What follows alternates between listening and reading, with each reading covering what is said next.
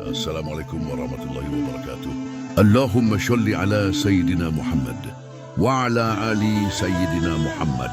Jangan lupa klik tombol like, share, subscribe, tuliskan solawat di komentar. Semoga kita mendapatkan syafaat Nabi Muhammad Sallallahu Alaihi Wasallam. Amin.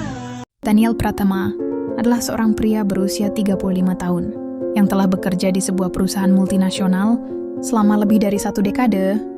Ia memulai karirnya dari bawah, bekerja keras tanpa mengenal lelah demi mencapai posisi manajer pemasaran, gaji yang stabil, bonus tahunan, dan berbagai tunjangan membuatnya mampu memberikan kehidupan yang nyaman bagi keluarganya. Ia menikah dengan Rina, seorang wanita yang ia cintai sejak masa kuliah. Kehadiran Aira, putri kecil mereka, melengkapi kebahagiaan rumah tangga mereka. Daniel selalu berusaha menjadi suami dan ayah yang baik, membelikan mainan terbaik untuk Aira, mengajak keluarganya berlibur, dan memastikan mereka tidak kekurangan apapun. Namun takdir seolah menguji keteguhan Daniel. Perusahaan tempatnya bekerja mengalami krisis finansial yang parah. Akibat resesi global, beberapa cabang ditutup, proyek-proyek besar dibatalkan, dan pemotongan gaji pun tak terhindarkan. Awalnya Daniel masih bisa bertahan.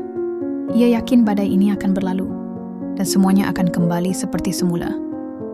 Tetapi keadaan justru semakin memburuk. Gajinya dipotong hampir setengahnya, tunjangan dihapus, dan tekanan kerja semakin tinggi. Kebutuhan rumah tangga tetap berjalan. Sementara tabungan mereka mulai menipis. Rina, yang terbiasa dengan kehidupan nyaman, mulai merasa frustasi. Apa kita harus hidup seperti ini terus? Keluh Rina suatu malam, saat mereka duduk di meja makan dengan pencahayaan redup. Aku sedang berusaha, Rin. Aku tidak akan membiarkan kita jatuh, jawab Daniel sambil mengusap wajahnya yang lelah. Berusaha sampai kapan? Dan semua ini sudah tidak seperti dulu. Kita tidak bisa terus berharap keadaan membaik. Rina mulai meninggikan suaranya. Aku butuh waktu. Aku sudah bekerja siang dan malam. Daniel mencoba menenangkan istrinya, tapi aku sudah lelah. Rina menatap suaminya dengan tatapan penuh kecewa. Malam itu untuk pertama kalinya, Daniel merasakan jarak yang semakin jauh antara mereka. Beberapa bulan kemudian, tanpa peringatan, Rina pergi meninggalkan rumah. Ia hanya meninggalkan sepucuk surat singkat di meja kamar. Maaf, aku tidak bisa terus seperti ini. Aku ingin hidup yang lebih baik. Jaga Aira baik-baik. Daniel tidak bisa berkata-kata. Rasanya seperti ada lubang besar di hatinya. Rina tidak hanya pergi dari hidupnya, tetapi juga dari hidup Aira, putri kecil mereka, yang masih membutuhkan kasih sayang seorang ibu. Di malam yang dingin itu, Daniel duduk di tepi ranjang, memandangi Aira yang tertidur pulas. Gadis kecil itu tak tahu bahwa ketika ia bangun esok hari, dunianya akan berubah selamanya. Dengan hati yang berat, Daniel menyelimuti putrinya dan berbisik, "Ayah janji, nak. Ayah tidak akan pergi. Ayah akan selalu ada untukmu." Dari hari itu, Daniel berjuang bukan hanya untuk dirinya sendiri, tetapi demi Aira, anak satu-satunya yang kini menjadi alasan ia tetap berdiri. Sejak kepergian Rina, hidup Daniel berubah drastis. Ia bukan hanya seorang pria yang harus bertahan di dunia kerja yang keras, tetapi juga seorang ayah tunggal yang harus mengurus anaknya seorang diri. Hari-hari awal setelah Rina pergi adalah yang terberat. Aira yang saat itu baru berusia 4 tahun, sering bertanya ayah, "Mama kemana?" Pertanyaan itu seperti belati yang menusuk hati Daniel. Ia tak tahu bagaimana menjelaskan kenyataan pahit ini pada gadis kecilnya. "Mama pergi sebentar. Nah, nanti kalau sudah waktunya, ayah cerita ya," jawab Daniel, berusaha menahan air mata. Setiap malam, Aira menangis mencari ibunya. Daniel berusaha sekuat tenaga untuk menggantikan peran Rina, tetapi ia sadar bahwa kasih sayang seorang ibu tak mungkin tergantikan. Namun ia tidak punya pilihan selain terus maju. Di kantor keadaan tidak membaik. Tekanan kerja semakin tinggi, dan posisinya sebagai manajer pemasaran terus terancam karena performa perusahaan yang menurun. Daniel sering pulang larut malam dengan tubuh lelah, tetapi saat melihat Aira tertidur di kamarnya, ia selalu menguatkan diri. "Aku harus bangkit untuk Aira." Daniel mulai mencari cara untuk meningkatkan kemampuannya. Ia mendaftar berbagai kursus daring tentang strategi bisnis dan pemasaran digital. Setiap malam setelah Aira tidur, ia menghabiskan waktunya membaca buku, menonton seminar, dan mengerjakan proyek tambahan. Ia juga mulai membangun relasi dengan rekan-rekan bisnis dan mencari peluang baru. Beberapa kali, Ia mencoba menawarkan strategi pemasaran inovatif kepada atasannya.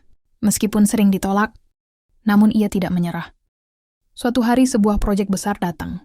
Proyek yang bisa menyelamatkan perusahaan dari krisis. Daniel melihat peluang ini sebagai kesempatan emas. Ia bekerja siang dan malam, menyusun strategi terbaik, dan bahkan rela melewatkan waktu istirahat demi memastikan proyek ini berhasil. Ketika hari presentasi tiba, Daniel berdiri di depan para petinggi perusahaan dengan penuh percaya diri. Ia memaparkan rencananya dengan jelas dan meyakinkan. Hasilnya proyek tersebut disetujui dan menjadi salah satu langkah terbesar dalam menyelamatkan perusahaan. Sebulan kemudian, nama Daniel mulai diperhitungkan di dalam perusahaan. Ia mendapat promosi ke posisi yang lebih tinggi dengan gaji yang jauh lebih besar.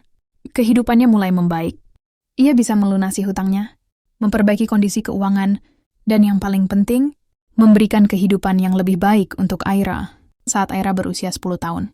Daniel ingin memastikan putrinya mendapatkan pendidikan dan pengalaman terbaik. Ia mendaftarkan Aira ke berbagai les yang diminatinya, balet, piano, dan berenang. Namun ada satu tantangan. Jadwal Daniel yang sangat padat membuatnya sulit mengantar dan menjemput Aira ke tempat les. Setiap kali ia harus bekerja lembur, ia merasa bersalah karena tidak bisa menemani putrinya. Suatu malam, ketika Daniel sedang duduk di meja kerjanya, Aira datang dan berkata dengan nada pelan, "Ayah selalu sibuk ya." Daniel menatap putrinya dengan perasaan bersalah. Ayah kerja keras supaya Aira bisa mendapatkan yang terbaik. Nak, tapi ayah tidak pernah lihat aku latihan balet atau dengar aku main piano. Aira menunduk. Daniel mengusap kepala Aira. Ayah janji akan cari solusi. Ayah nggak mau Aira merasa sendiri. Setelah berpikir panjang, Daniel memutuskan untuk merekrut seorang supir pribadi yang bisa mengantar dan menjemput Aira dari tempat les. Keputusan ini menjadi awal dari kisah yang tak terduga. Kisah yang mengubah hidup mereka selamanya. Setelah mencari beberapa kandidat, Daniel akhirnya mempekerjakan seorang pria bernama Bima sebagai supir pribadi untuk Aira. Bima adalah pria berusia 27 tahun sederhana, ramah dan memiliki sikap yang sopan. Awalnya, Daniel hanya melihatnya sebagai seorang pekerja biasa, seseorang yang bisa dipercaya untuk memastikan Aira aman saat pergi dan pulang dari les. Hari pertama bekerja, Bima menjemput Aira dari sekolah untuk mengantarnya ke kelas balet. Di perjalanan, Aira yang biasanya pemalu, mulai berbicara lebih banyak dengan Bima. "Om Bima, kamu dulu pernah ikut les?" juga tanya Aira dengan suara polosnya. Bima tersenyum sambil fokus mengemudi. "Dulu Om nggak sempat ikut les seperti Aira, tapi Om dulu suka baca buku. Terutama tentang matematika. Matematika itu pelajaran yang susah." Aira mengerutkan dahi. Bima tertawa kecil. "Iya, tapi kalau kita pelan-pelan memahaminya, pasti bisa hari demi hari." Aira semakin nyaman dengan Bima. Berbeda dengan ayahnya yang selalu sibuk dengan pekerjaan, Bima selalu ada di sampingnya saat berangkat dan pulang dari les. Ia bukan hanya seorang supir, tetapi juga menjadi teman ngobrol Aira selama perjalanan.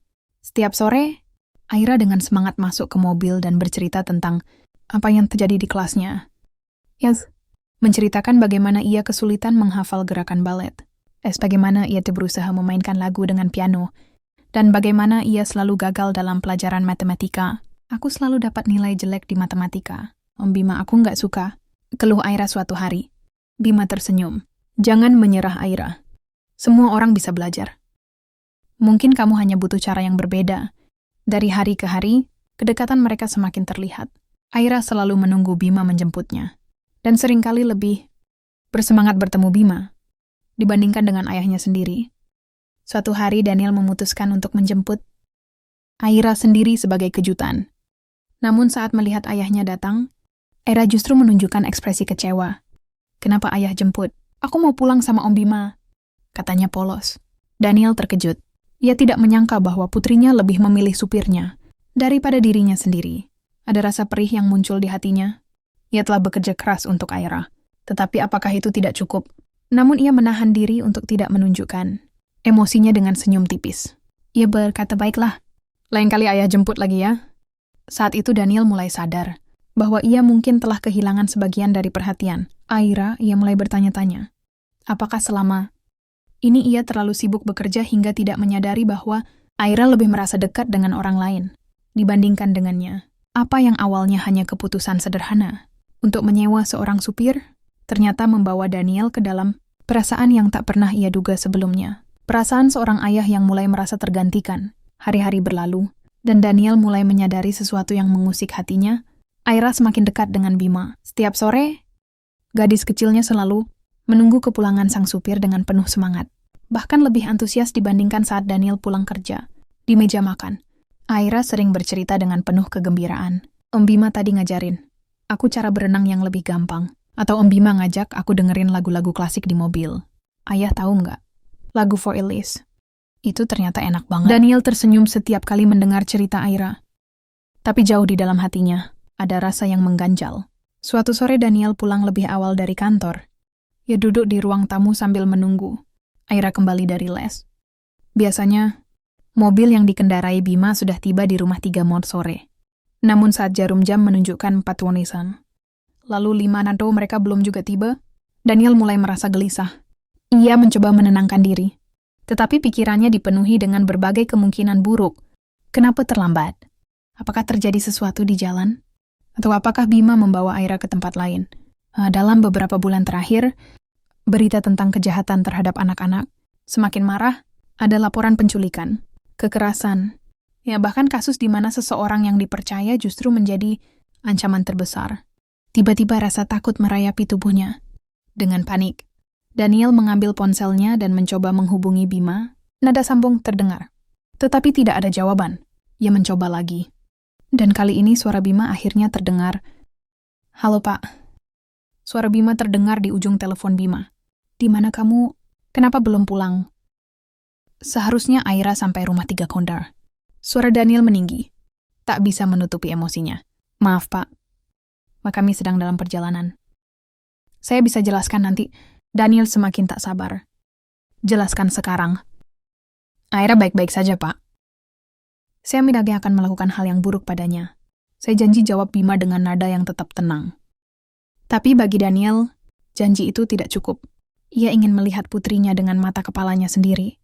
Sekitar 15 menit kemudian, mobil yang dikendarai Bima akhirnya memasuki halaman rumah. Daniel segera keluar dan berjalan cepat ke arah mobil. Perasaannya campur aduk antara marah, cemas, dan lega. Begitu pintu mobil terbuka, Aira keluar dengan wajah cerah. Ayah, aku belajar banyak hari ini, katanya dengan penuh semangat. Namun Daniel tak memedulikan itu. Ia menatap tajam ke arah Bima dan berkata dengan suara dingin, kita perlu bicara malam itu. Daniel masuk ke kamar Aira. Gadis kecilnya tertidur dengan buku-buku matematika berserakan di sekitarnya. Daniel duduk di tepi ranjang dan mengusap kepala putrinya dengan lembut. Maafkan ayah nak, ayah terlalu sibuk bekerja, sampai lupa kalau kamu butuh ayah. Bukan hanya uang dan fasilitas. Aira menggeliat dalam tidurnya dan bergumam. Aku hanya ingin ayah bangga. Padaku air mata menggenang di mata Daniel. Ia mengecup kening putrinya dan berjanji dalam hati. Mulai sekarang, ia akan lebih hadir untuk Aira. Bukan hanya sebagai ayah yang bekerja keras, tetapi sebagai sosok yang selalu ada untuk mendukung dan mencintainya. Di hari-hari berikutnya, Daniel tidak hanya menyerahkan pendidikan Aira kepada Bima, tetapi ia juga mulai meluangkan waktunya sendiri untuk membantu belajar. Setiap malam, mereka bertiga duduk bersama, mengerjakan soal-soal matematika, dengan tawa dan kebahagiaan yang selama ini hilang. Aira tidak lagi menangis karena matematika. Dan Daniel belajar bahwa cinta seorang ayah bukan hanya tentang memberi yang terbaik, tetapi juga tentang menjadi yang terbaik untuk anaknya